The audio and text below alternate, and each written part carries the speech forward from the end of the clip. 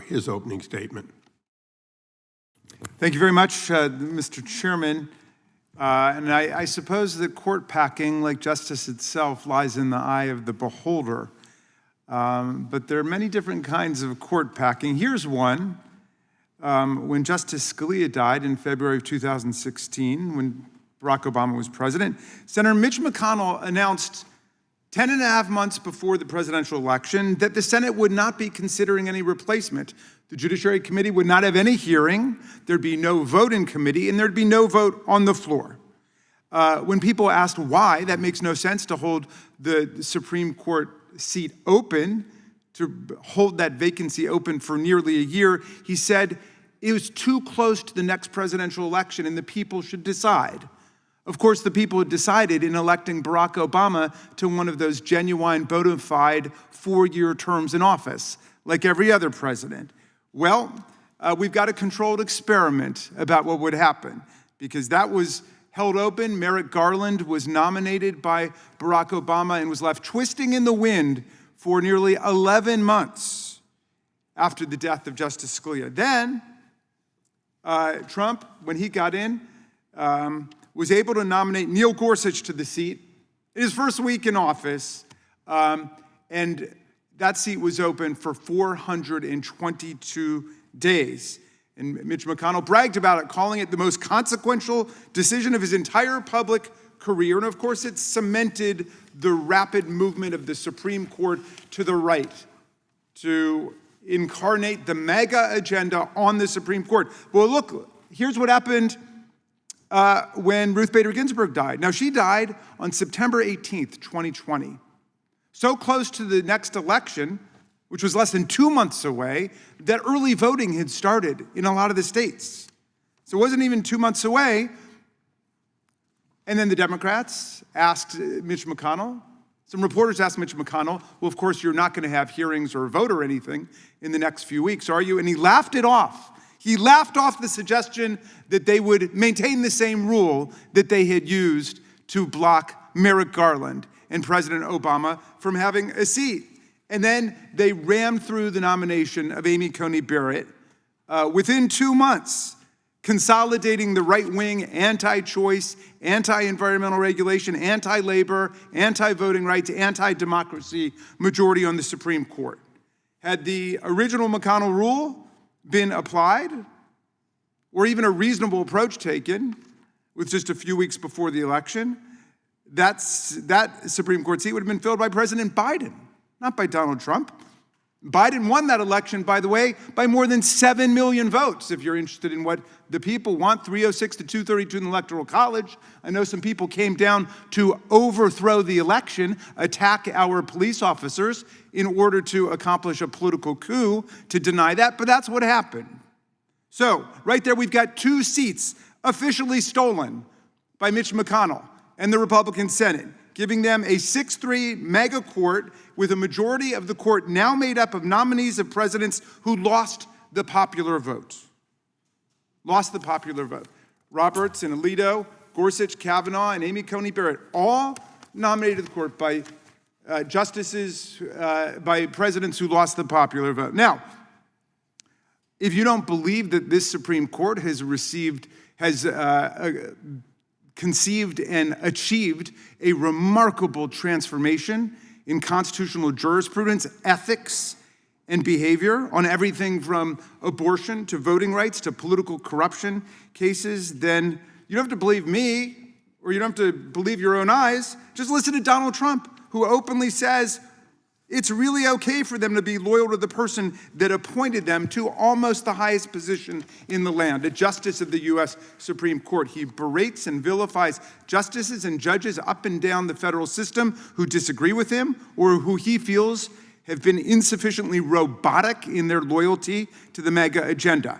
It's true, he doesn't want a justice loyal to the people, as the good chairman of the subcommittee says, or the Constitution. He wants a Supreme Court loyal to him and whatever is going to advance his interests, his money, his family, his corporations. He's got a Supreme Court majority so robotically loyal that they will pluck a doctrine out of thin air, nothing to do with originalism, nothing to do with textualism, out of thin air to insulate the president from liability for felony crimes committed in office. We went for more than 2 centuries without any president ever claiming the right to commit crimes under his office and not to be prosecuted for it. But here we are today. The Supreme Court, we must acknowledge, has been a profoundly conservative, reactionary institution for the vast majority of our history. And what did the Supreme Court ever do for enslaved people between the founding and the Civil War? Nothing, other than in 1857 in the Dred Scott decision, cement their subjugation into place, saying that the African slave and his descendants have no rights a white man is bound to respect in any way. And then even after the Civil War, after the passage of the 13th, 14th, and 15th Amendments, drawn from the blood, sweat, and tears of the Union and the people who fought to defend our country against the Confederacy, the Supreme Court gutted the meaning of the Reconstruction Amendments in the civil rights cases. And then in 1896, in Plessy versus Ferguson, constitutionalized the reign of Jim Crow, separate but equal. So we have a couple decades around the Warren Court, maybe the first few years of the Burger Court, where the Supreme Court acted on the side of the people.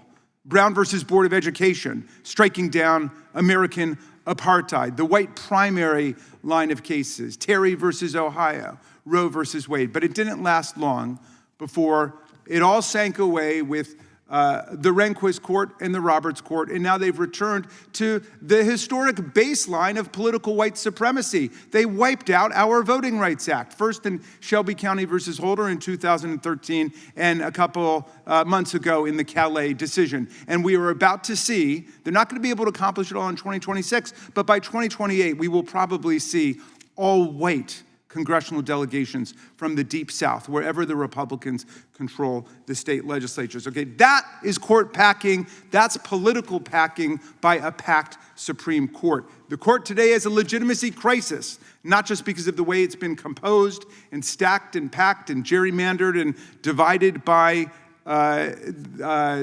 Mitch McConnell, who laughs about it. He thinks it's funny what they did. Why do some people want 13 circuits, Mr. Chairman? 13 members of the court? You don't need a conspiracy theory for that. There are 13 federal circuits in America. And traditionally, the Supreme Court has been made up of the number of justices equal to the number of circuits. And we got 13 circuits, but we only have 9 justices.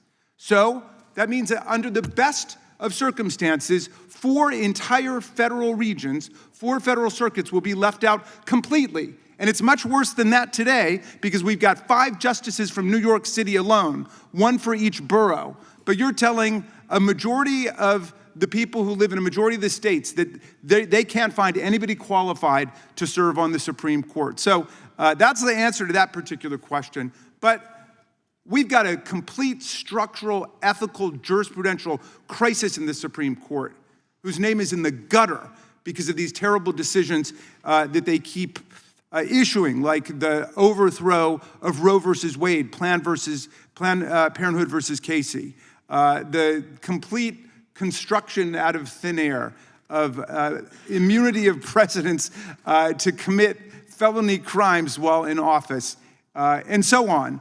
And I hope that this court will do its best to try to behave like a Supreme Court, but there are things that we can do, and I introduced one bill yesterday called the SCOTUS Act. And the SCOTUS Act is creating a new way for cert to be granted, because this Supreme Court is obviously acting like a legislature. I mean, they set up an agenda where they want this case about the Voting Rights Act, they want to destroy it. Oh, now it's time for us to overthrow abortion rights, we're going to take that case. All right, a lot of countries don't leave the agenda-setting authority to the court itself, and certainly we should not leave it in the hands of this Supreme Court. It belongs with the 13 federal circuits. We should have a panel made up of the chief judge of each federal circuit or their designee, if they want another judge to do it, and they should decide when there is a meaningful circuit split or a federal question that should go up to the Supreme Court. This court obviously cannot be trusted with that agenda-setting authority. Let's begin to create a real Supreme Court in the country by moving in this direction. And I thank you, Mr. Chairman. I yield back to you.